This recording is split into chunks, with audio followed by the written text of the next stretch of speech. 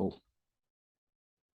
Hey everyone, my name is Sean. This is Roots Podcast. We have another great episode for you guys coming on today. Today we have Jason Stone. He is the Director of Sports Research Innovation for Performance Innovation Team at the OHIO, Ohio State University. Depending on where you're from, if you're a Michigan person, obviously this is a very big rivalry for you, and you don't even say that name. But we're very happy to have him on. He's the first sports scientist that we have on the podcast. So we're definitely going to try to answer a lot of different questions specifically about sports science, how to become a sports scientist, and just kind of how that's transformed over possibly the last 5 to 10 years, whether it's in the college setting, pro setting, and just giving you guys some more insight to go off of that. So Jason, welcome. Thanks, man. I'm really honored to be here. Thank you. So big question I always ask everyone to kind of get things started is, who is Jason Stone? Give us the roots behind who you are. Yep. I guess on theme with the OHIO, I am definitely an Ohio guy, born and raised. Grew up about an hour from Columbus in the Dayton area.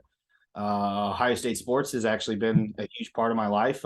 This fat head that's sitting behind me here in my home office has actually traveled 3 different states now. I've had it in about 7 different homes. It was in my childhood bedroom. Ohio State sports, and then even just sports in general. Like I've kind of been immersed in that life my entire life. Multi-sport athlete as a kid all the way through high school. Pretty much knew my entire life going through that whole process that I wanted to work in sport. Never really actually considered anything other than that. I guess the only other thing I considered was doing sports science, but in the military, which is in a lot of ways very similar to sport, but obviously in a lot of ways it's not. Sports is a big part of who I've been and who I am now. I think it had a lot to do with kind of me maturing into, a young man. And, I'm really glad and grateful to kind of have the opportunities that I've had that ultimately have led to me working for the Buckeyes. That's awesome. And I can definitely say that. I don't know how you've replanted that same fat head over and over and over, but that thing's looking like it's brand new. I have no free ads, man. I'm not receiving any dollars from the Fathead company, but when they tell you in those commercials, or I guess I don't even know if they still make new ones or if they're even called Fatheads anymore, but when these came out, like I got one as soon as that was like a huge thing and people were buying the big giant stickers to put on your walls. That was like a big marketing point for them, right? Was that like you could move it around and put it on different walls. And I have literally done that. Multiple rooms in Ohio growing up. And then I went on to grad school in Texas, took it with me, more grad school in West Virginia, took it with me. And now it's a perfect Zoom background. Yeah. And it's great to hear that, those goals you were thinking of as a younger adult or a teenager, adolescent are finally kind of coming fruition. I mean, I always try to tell people, when they start getting super frustrated, not getting to that overarching place that they want to get to, it's not, like I'm not going to get there. It's just, when is it going to happen? Right. Or when is the opportunity going to pop up? And for every person, that's going to happen at a different time. So the only thing you could do is work as hard as you can in the place that you're at. And then when those situations pop up, be able to take advantage, jump on top of it. And then hopefully that goal pops up, which in your case, kudos for you. Yeah, thanks. Yeah, I mean, that's exactly right. Just nose to the grindstone and just keep at it. It'll come. Now, we were talking a little bit before we jumped on, you were saying that, Ohio State's doing a little bit something new with this, what you're calling an innovation team. I know you had mentioned there's a committee and there's kind of people from academics and sports kind of coming together. I don't know if it's making decisions on kind of how things are going to project from there. So could you give us a little bit of insight on that and kind of what you guys are doing there?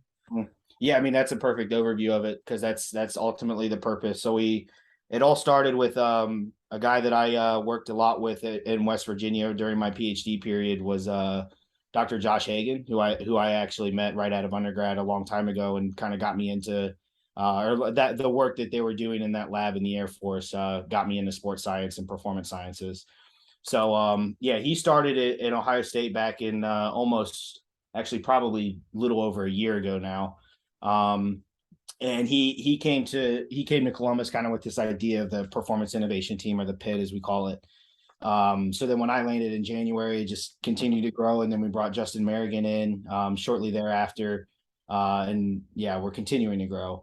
So ultimately, what it is Josh works as the director of the Human Performance Collaborative, which is a collaborative within the Office of Research. That is pretty open ended in terms of like the lines of research that we can, I guess, ultimately go after. So human performance is a very broad topic. But Josh, Justin, and then myself obviously have some pretty like applied experiences in military and in sport. So that's where we spend most of our time, especially me with the sport, and those two with a lot of the military stuff. But ultimately, what with Josh and this performance innovation team on the academic side, what we want to do is harness the incredible amount of power and resources that are already right here in Columbus that are ultimately without something like the PIT in some way, shape, or form, they're going to be pretty siloed. So we want to be able to bring a lot of similar minded people in terms of human performance innovation, bring them to the same table in this PIT group as some very applied practitioners on the athletic side of the house. So people like Coach Mick Marotti, who's the premier strength coach in all of America, and some sports medicine people, Doug Callan and Adam Stewart, and a lot of really, really bright minds within the athletics department. Nutrition as well. Kayla Olson is another one that helps out a lot. And yeah, so what the performance innovation team then serves as is I've heard it called a committee, an advisory panel, board of directors, whatever you want to call it. It's just a group of people that ultimately just want to enhance the well-being and the overall student athlete experience from a performance and health standpoint for the student athletes here at Ohio State. So yeah, I mean, you kind of alluded to it earlier, but like a lot of decisions are made within that group in terms of kind of like what kinds of sports science initiatives do we want to go after across the university? What sorts of things do we want to publish? Even like I'm talking like peer-reviewed publications. We've already got a couple in the think tank. Hopefully that'll come out. Maybe by the end of the year. I don't know. Publications kind of take a while, but hopefully definitely at least get them submitted this fall for sure. But yeah, and then like vetting technology, trying to understand like what kinds of new tech do we want to maybe think about bringing in? How do we optimize a lot of the procedures and strategies that we're currently implementing with the tech that we do have?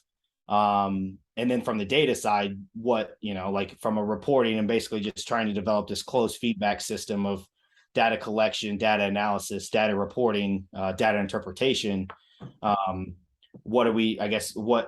can the PIT ultimately help facilitate a lot of those efforts as well? And I think that's the perfect example of breaking down a silo, right? Yeah. You have these amazing resources around you, right? Where if you don't tap into them, you're really only hurting yourself and limiting what you could possibly do. And at the end of the day, if the athlete is ultimately the overall goal to try to help them improving it better, as that 360-degree approach, why not utilize every single resource that we possibly can and actually do it? Right. And it's great to see that utilizing information from maybe more of that academic side where they may not always get over to the applied or in the field side. You guys can be able to expose to them how you're going to do it from the applied side, but with those resources and that information, possibly even stuff that you don't even know, now you're able to directly have more of a process to start with application, or actually use even some of those athletes, I'm assuming, probably as subjects to do more research that maybe the academic never had access to. But now, since you guys are in there and you're the applied setting, and then you have more relationships with the coaches and the staff and the sports medicine staff, now that connection comes together. And it's like, hey, you want to use some of our athletes because this is going to help us do X, Y, and Z? Hey, no problem. How many athletes do you need? And then it becomes that easy. And now, whether it's with one sport, now you can do that with multiple sports. So I think that's awesome that you guys are doing that. I'm sure lots of other schools are trying to get there or probably doing that to a certain extent. But I think that could be a really good example for others to try to tap into or even reach out to get information how to do that themselves.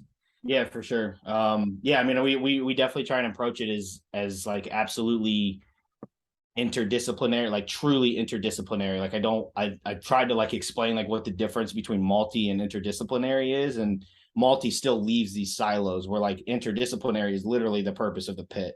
It is to make sure that people from engineering and like data science and all the artificial intelligence and machine learning stuff that we're after, even like a guy like Dr. Bill Kramer, who's a strength and conditioning sports science savant. He literally wrote textbooks on the stuff, multiple textbooks.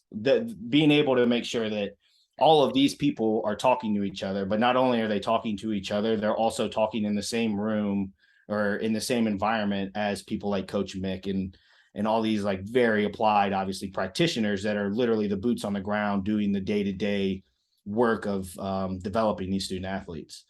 And then I think the really unique part of that is because of how the Human Performance Collaborative is set up, and we're doing like Department of Defense research.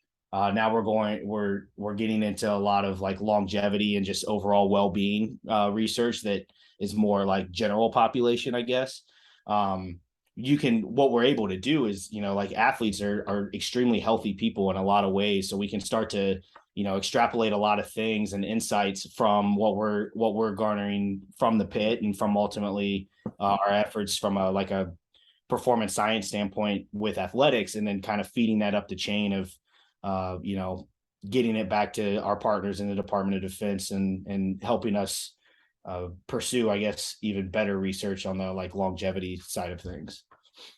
Yeah, and even in my own case, like one thing I'm really invested in trying to do is like looking at biomarkers and how do I use it? How do I apply it? How am I going to have some type of protocol from a supplement standpoint to be able to verify that it's helping via from what I'm seeing? And again, just giving us more firepower to be able to continue to keep reaching and progressing in the manner that we want to. Now, you mentioned there at the very beginning, interdisciplinary team. Why do you feel some schools or departments struggle to have that cohesiveness to be able to work together to essentially help the athlete when at the end of the day, everyone knows that's what needs to be done and that's important, but some still struggle to be able to accomplish that for the overall greater being of the athlete. Yeah. Yeah. I mean, I think a lot of that has to do with just culture of sport versus culture of academia.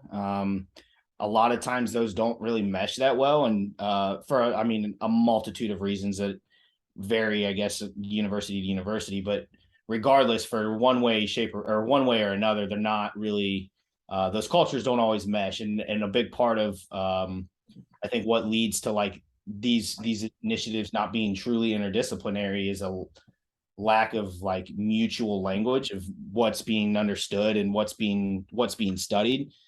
So like trying to, from like an academic and a research side of things, like just thinking about the normal process of research. And like I was just talking about us trying to get publications out. Publishing takes forever. So now we're trying to publish something to get it out to, I guess in this case, it would be more than just people at Ohio State. But trying to get research information out is not always this super streamlined process. And it's not really, research papers are not written to be interpreted by everybody. Like they're super scientific like writing styles, and you have to adhere to all these different journal specifications. Yeah, And it's like if you're looking at it from a person who's trying to apply it, and it's like you have very minimal time to read, look at it, take it in, and do something with it. yeah, It then becomes this like, oh, like here's this 15-page paper. A lot of times I just go to like, what's the conclusion or what's the discussion? What are they telling me? Is exactly. it a high quality article that has merit? Okay, what can I do with it? And who are the people around me? Are they going to listen to me and be able to try to make this change or not? That's Yeah. always the tough part. Yeah, you're exactly right. I mean, that's why we're trying to like, we're pushing things like infographics and, just trying to, even in that, like published research is a really good example of that, because we're just trying to exactly that, like simplify that whole entire process so that, strength coaches or nutritionists, when there's, excuse me, when there's new papers coming out, and obviously they come out pretty frequently. I mean, that's primarily what I use my Twitter account for, is just ingesting research a lot.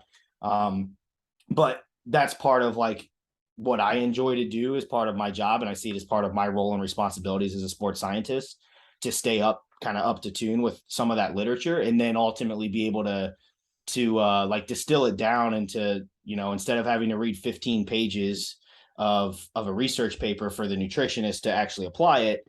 Instead, we could just give her the bullet points of like, this is what they did. These are the findings. This is how we apply this in our environments. Yeah, absolutely. I mean, and the more we can do, I mean, I'm even with a couple other people that I'm just on literally like research email every month. Yeah. Like they'll send me email out. Here's the top articles that came out 2021, 2022, things that are coming out soon. And like they'll send me the articles, but then like they'll also do like a little debrief, give me some ideas of like what's coming from each article. So that almost gives me the option, like, all right, if I want to go into it more, I can. If I don't want to go into it more, here's some brief kind of points that I can go off of. And then it allows me, it's like, all right, here's these people within this group that if I still don't understand it, I always have someone that I can always go have a conversation with to try that may be way smarter than me and had more knowledge and applied it, that could possibly do it instead of me. And kind of like back to your point that you said earlier, a lot of times like people are doing a lot of this stuff in practice, but again, it takes so long for the research to come out that it's like, oh, I've been doing this for 3 years. Well, there's no research on it. Well, we've been trying to put research out, but it's just taken a long time. And actually, from our opinion and what we've been doing, it works. Yep. But then a lot of times you got the other part of the coin where it's like, well, if there's no articles to represent and say it works, then can I really enforce or show the other people within my department that we should go ahead and do this? And then that becomes a touchy subject. Yep, exactly. Yeah. And then again, just like or I guess the way that like somebody within athletics would interpret research is a lot of times going to be very different than like your more conventional academic researcher, where in academic research things are highly controlled, and it's something that you as the researcher have a lot of control over the research design and the methodologies and your outcome variables and all basically the entire study, where obviously in a very applied world, the hardest part of it is that almost nothing is controlled, right? So that's like that's again part of like the barrier, I think. Yeah, the athlete doesn't come at the right time or doesn't want to do what you're supposed to do. Yeah. Yeah. Like, what are you gonna do? Like they're probably gonna get disciplined, but like you can't control all the possible scenarios that come into that point. No way. No way. Um, so kind of as we transition here, can you kind of give the audience like an idea of what is a sports scientist? I mean, I think that title has kind of morphed over the last few years, and I think it's been pretty progressive and pretty fast and how it's gotten bigger. I mean, more schools are investing in these types of individuals to have on their team because at the end of the day, data talks. Data is what's helping us make a lot of decisions, and it's helped us making more efficient and smarter decisions. So that way the athletes can perform better, stay in the field, reduce injuries, reduce illness. Ultimately what we want so that we can, at the end of the day, get wins, which is what everyone wants to. Nice. That's exactly right. Yeah. So I mean, I think one of the biggest misconceptions. So first, like what I think sports science is not is like, especially now in more modern times, the more and more that like technology gets and wearables are becoming so commonplace. Sports science is not just simply technology to me, although I think that's where a lot of people, their minds immediately go. Obviously, data is part of it, and technology is certainly part of it. And technology has allowed sports science as a field to just explode. And like you just said, like the last, decade probably. It's ultimately like tech was kind of my introduction into becoming a sports scientist and how I was kind of enthralled with all of this back when I had a job in the military. But ultimately, like you don't have to have technology to do sports science in my mind. You don't like there's all kinds of ways that you can collect data. I think at high school with a sports science budget of zero could figure out ways to do it. Obviously, you still got to collect data and like look at the data. So maybe you don't have somebody in a small funded high school scenario to do those kinds of things. But to me, I mean, sports science is just applying like scientific method and theory to the sport or to the environment that you're working in, ultimately just with a fundamental purpose of augmenting health, performance, longevity, like I mentioned, like long-term development of the athlete. So obviously data kind of underpins that, but the scientific methodology, I think, is what's also really important, while still acknowledging what I literally was just talking about how, things are not always super controlled in the sport world. So being very creative, I think, in terms of how to go about your data collection and your data analysis, and thinking about all the different kinds of like perspectives and, again, like uncontrolled variables, that ultimately, like, you're just trying to deliver data driven holistic insights at the end of the day. And that ultimately, to me, is what sports science is. Yeah, and like, and to your point there, it's like if you're in a high school and if you got an Excel sheet, Yeah. Yeah. even if it's collecting a couple of different numbers, right? Like even if it's a strength coach and he's collecting your 3 rep max for bench squat and I don't know, pull-ups or something, right? It's Yeah. like ultimately he's collecting data, he's looking at pre and post, he's seeing if you improved or not. If you didn't improve, then he needs to come up with a different action plan or a different program to help you get you from point A to B, from point B to C going into the next year. And then he can essentially look at trends. And like that's a very small example, but then you look at, at Ohio State or some of these other places, like we have 1,000 different pieces of technology, and it's like that can be a little bit cumbersome at times because everyone wants you to follow 1,000 different numbers and data points, but then it comes to that point too where it's like you still have to be simple and you still have to follow a couple data points, because if you get too complex and too much, then it becomes, it's like, well, what am I even looking at? Yeah. Or when you're trying to transcribe that over to a coach or transcribe data over to sports medicine staff who now have never been exposed to it, right? Yeah. You're not going to be able to shove all these numbers in their face from the start and get them to trust and believe what you're trying to give to them. So it's like you got to have that give or take based on the environment, the scenario you're in. Yeah, no doubt. I mean, I think that right there is probably the most important yet most challenging part of being a sports scientist is, um, basically taking like statistical tests and analysis and things like that, and trying to communicate those things and translate those things in a very actionable and simplified way for all of the various practitioners that you just mentioned. And I know we talked on a couple of different occasions. It's like you also don't have a very long time frame to do that. Yeah, yeah, Coach exactly. coach may give you 5-10 minutes, Yep. or Got they to be may right. give you once or twice a year. It's like, here's your time to come in. Tell me what I need to know. And if Yeah, you don't make an impression like during that time, boom, you could have lost everything that you wanted to try to do, implement all the ideas you had. Because if they say no or they're kind of feeling like about it, you might have lost them. yeah, that's exactly right. Yeah, I mean, that's happened to me before. It's part of the learning experience for sure. Yeah, I mean, ultimately, like, I see part of the, I guess, a continued definition is that it's definitely separate from it being sports science. Like, I see it as being a separate entity within like the performance team, I guess, of like a single athletic team. It's separate from strength and conditioning and sports medicine and nutrition and psychology and these things, but it's highly complementary to them. So, and that's where I think technology has ultimately empowered the daylights out of sports science, because all those different stakeholders are now able to collect data at a pretty high clip, at both breadth and depth.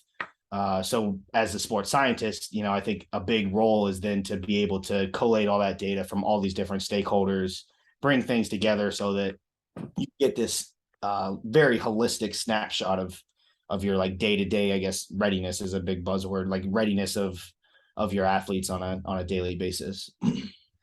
So how does someone get to the point to become a sports scientist? Because just again, my time growing up in athletics, like I've seen a strength coach, quote unquote, now transition to become a sports scientist, or I've even seen dietitians that are now the sports scientists, but they don't technically have a degree in sports science, or they don't have anything in like data analytics or anything like that. It's just kind of they fell into it, or they love numbers, or they want to see results, so they want to collect stuff. Like, is there now that direct path where you can go to school, get a degree in it, and then be able to have like internships and fellowship opportunities to progress yourself into those type of roles? Yeah, I think it's definitely, we've mentioned it a few times already, but there's a lot more opportunities out there now compared to like when I was coming through school, and like all these different fellowships and assistantships and assistant positions and graduate programs that are much more pointed at like collegiate sports science, or even fellowships within like American professional sports. as far as I was aware, like coming up when I was going through graduate school and stuff, I was not like I was not tuned into a lot of that stuff. And even trying to figure out like what grad programs to do, that was very much kind of like a grab bag of there's not just, go to this school to do sports science. There's now I'd say that's been around at ETSU for a very long time, and Doc Stone, no relation, has done a really good job with that program. And the evidence is there with all of his students that are hired all over the country now with all kinds of really cool jobs in sports science. And in a lot of ways that's kind of laid the framework for how I think a lot of these other universities are definitely going to start following suit, Ohio State included. We want to ultimately provide more educational opportunities, but I think if you're like a young and up and coming aspiring sports scientist, I'd say just try and grab at any opportunity that you can, because what ultimately is going to matter later down the line are those applied experiences. And kind of getting to where I was just saying, like a lot of the breakdown between like before I was saying academic and research, but now what I'm saying is like science and like being very sciencey or very like statistically driven, where a lot of the breakdown then starts to happen between that kind of mindset and sport is not, again, just simply not being able to talk the same languages and being able to translate things to coaches and practitioners in a way that's very actionable for them. And the only way that you're going to get better at that is just getting experiences, doing internships, doing pursuing like assistantships and the fellowships that I alluded to. A lot of the background for sure. I think it helps to have performance backgrounds and like exercise physiology, because I think at the end of the day, like sports science, the main thing that's going to drive sports science is training model, training theories, things like that, to make sure that all this data that you're tracking is going along with your kind of like your like the training stress adaptations and things that you want to make sure that are happening at the right times at the right time of the year. So yeah, I mean, I think it from like an educational background perspective, like my first two degrees, my bachelor's and my master's degree, were very exercise physiology heavy. Especially my master's was pretty starting to get pretty applied with like resistance training and strength and conditioning practices and things like that. And then my PhD became even more applied when it started to get into still very like sports sciencey, but a big part of it then became like coaching and pedagogy and things like that, to understand even more about how to communicate things, like just in general communicate to coaches and things like that. And I'd say So like a key word right there is knowing how to communicate the information. yeah, Is like I said, most is important huge. and most challenging part of the job. Yes. And kind of go to a couple of your points there is I've even had a couple, interns in the nutrition side, right? Like I always say, like, you're not gonna learn what you need to learn in your bachelor's. Like, I'll be absolutely honest honest with you. And I'm sure you could say No the way. same thing about sports science, strength and conditioning. You could say the thing about psychology, whatever it is, right? Like, until you start getting into it, internships, fellowships, graduate assistant positions where like your boots on the ground, having to do it, having to communicate with all sorts of different personalities, having to deal with all these different scenarios that you're never going to be able to do in a case study or sit down doing in a classroom. Like you have to be able to face them head on and be able to deal with those situations when they occur, when they happen, but also be able to know how to handle those in those stressful situations and be able to stay controlled and be able to still have an action plan and make it productive no matter what the situation comes out of it. And I think, again, unless you're in those hands-on experiences, it's going to be very hard to get those skills, or I always call them tools, to be able to do your job at the next level. Or if you want to get into those assistant director roles, or, you see a lot of strength conditioning coaches or certain individuals now getting into those athletic director roles, getting a seat at the table there. All of those experiences and mentors, all that's going to help you be able to build up to that point because of what you learn from that. Yeah, yeah, that's exactly right. And then the other thing I mentioned with like your educational background, I think it definitely helps to have that performance and like exercise physiology background. But I think there are a lot of people out there that are very good sports scientists that didn't necessarily start in that either, in terms of like education and degrees. It's going to have to, if that's not going to be your background and like what you studied in school, then your applied experiences very much need to, I guess, compensate for that. And then you still need to show a lot of content knowledge in the performance realm. Otherwise, going back to the communication piece, if you're sitting there, most of who you're going to spend a lot of your time with are going to inherently be strength coaches. Yep. If you can't talk performance and recovery and adaptation and, just good luck. They're not the terminology, you're going to get laughed out the door. So yeah, look, they said hypertrophy. You didn't know what that means. They're gonna look at you like, yep. you're like, you're donezo. Yep. You got to be able. I mean, like you said, having those backgrounds allows you to speak the language of other individuals that are going to be surrounding you and working with you every day. So it's, even if you don't know or you haven't had experience, like the more you can get around and just ask a lot of questions, the better you'll be set up for success moving forward. Yeah, and I think a point that comes from that too is like, and when you're doing like, especially younger, like during early undergrad days, thinking about a lot of volunteer experiences. Now it's literally just in this moment, I'm thinking about back to like what I was doing.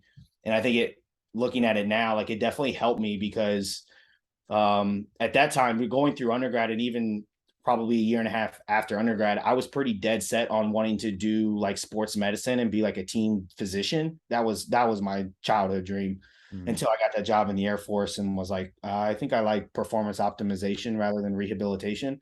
But point being, I spent a lot of time doing a lot of very like clinical applied experiences all the way through my undergrad and then even continued past undergrad. Being around physicians, PTs, athletic trainers, like the whole gamut, to where I think that definitely helped me or is continuing to help me now. Like you just said, being able to speak the language of those folks. And then my master's was super S&C heavy, but it was also very nutrition and biomarker heavy. So being able to get some of that, like a lot of those perspectives too. And then my PhD was ultimately the culmination of bringing everything together, being able to talk to all these different stakeholders. So just trying to stay as like versatile and well balanced in your like experiences, especially the applied experiences, I think is only going to bode well for you in the future. Yeah, and I think one thing everyone could take away is just go and talk to those individuals in your sports medicine. If you're on the sideline, ask a couple questions. Like if you got like 30 minutes and you know nothing about athletic training or what they do, like just go talk to them and have a conversation. Like one, like we're doing here, just get to know the person as a person. Yep. And then two, get to know what they do. You have those two things put together. Now you have a trust and a relationship and a bond. Now it's going to be much easier for you to do your job and you're not going to be stressed every day. If something doesn't go right, you're going to know that person has your back because you took the time to get to know who they are. Exactly. Which I think anyone that's been on my podcast so far has kind of been like a theme across the board is just those are really big stakeholders anywhere you're going to go. So it's like when you first get someplace, that's some key things you should definitely invest in from the start.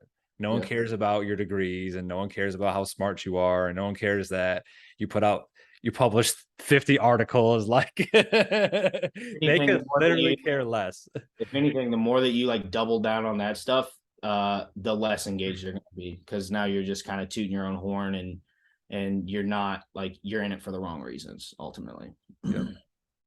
So as we kind of wrap up here, one thing I like to ask people is, instead of like, what's your favorite book or podcast or stuff like that, what's one or two people you would recommend the audience to hit up on LinkedIn, Instagram, reach out to, call that you think that would be willing to talk to them and could provide a lot of knowledge and information and be open to have those conversations? Yeah, I think the first guy that comes to mind is one of my best friends. He was actually my roommate in West Virginia, a mentor for me through my PhD. We met each other in our master's degree. Now he works alongside me here at Ohio State. That's Justin Merrigan. We've worked a lot together in the last several years, and I think he's a brilliant mind in human performance, and he's certainly very open to networking and getting to know more people and educating younger people that want to get into this space. He's also super broad and what he works on from, like I said earlier, he's very involved in sport, has been very involved in sport, military research, more tactical, like police firefighter tactical type research. Now he's getting really into this super powerful, super interesting longevity type research with Dr. Hagen. Actually, both of those guys I wasn't going to have Dr. Hagen be my second one, but also another dude. We'll just make him a tie for number one. Honorable mention. Definitely reach out to both those guys. Are super receptive to that kind of stuff. But then the other guy that I was going to mention is my PhD chair is Dr. Guy Ormsby, who is a Doc Stone ETSU descendant. He's professor at WVU and still helps out with a lot of the sports science initiatives and educating young sports scientists at West Virginia. Spearheaded a new bachelor's degree there in performance science that I think is super, super powerful. I'm really, really excited for where he's taking that and hopefully rolling that into like graduate degree programs to give more formal opportunities in the education realm, getting at what we were just talking about. But also, I mean, the guy's an encyclopedia in terms of, like the history of sports science and the history of strength and conditioning and where we've been and where we are. It's really fun to talk to him about that kind of stuff. And he's been obviously super impactful in my PhD work and ultimately where I'm at now. There's just like some of those people that have like a photographic mind. Like they could just everything they read, they could think of, and they could recite something from 20, 25 years ago. And you're like, how did you remember that most minute detail or know how we got from this point to that point? And it's always because my uncle to a certain extent is like that. Like he can do that with our kind of our family history. Like he's invested a lot of time into that. Yeah. And like, he could tell me something about a great grandmother in 1970 whatever who had this polka dot dress on, and I'm just like, how did you do that? Like, where did you pull that out of?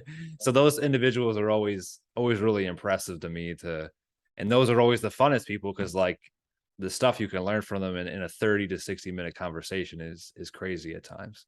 Yep.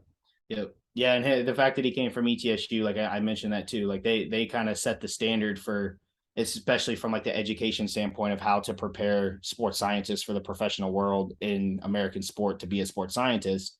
I mean, yeah, he's a perfect example of what that kind of program can produce, and ultimately, hopefully, what he can then help develop at West Virginia to follow suit. Yeah, it provides a great groundwork for that university, and now he can branch and kind of build that off of there. Yeah, no doubt. Well, Jason, it was a pleasure having you on. Lots, obviously, great nuggets and good information to hear. As always, everybody, I'm going to put anyone that I talk with, contact information is always going to go in the show notes. Everyone that I try to bring on, I usually try to talk to ahead of time to make sure that they're willing and open to talk to other individuals, because that is one of my goals. Is always try to bring people on that are open and available and trying to, again, pass on information, teach information, and then learn from each other, so that we're all getting better at the end of the day. So we're, again, spreading those roots to help everybody, and ultimately the overall goal is to help our athletes. So again, really appreciate you having you on, Jason. Love it. Thanks, man. And yeah, I'm also very much an open book, so feel free to reach out at any time. Awesome. Have a good one. Thanks, man. You too.